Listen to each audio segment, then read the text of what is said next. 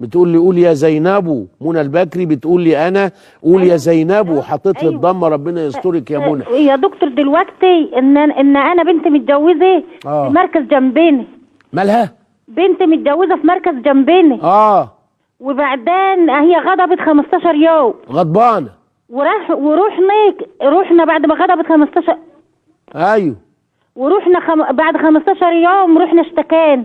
اشتكيت على طول كده؟ ايوه. وبعدين طب واشتكيتوا ليه؟ ما صبرتوش شويه ليه؟ ده اللي حصل يا دكتور. اشتكيتوا على طول كده اهو. وبعدين خدت 20 راجل و3 عربيات. ورحت فين؟ ما اسمع يا دكتور. ايوه ورحت فين؟ يا دكتور. ورحت فين؟ وخدت 20 راجل ورحنا خلانا جوزها في انتخابات السيسي، ورحنا جبنا العزال كله. جدعه. وبعدين رحت طلقتيه. ايوه.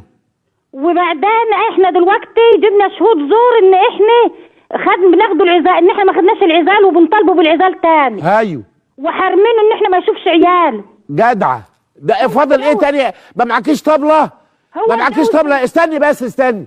انت حد مأجرك عليا يا بت؟ والله يا دكتور ده اللي حصل. وايه اللي جاب انتخابات السيسي للعدوان والافتراء؟ ما من ايامها. لا يعني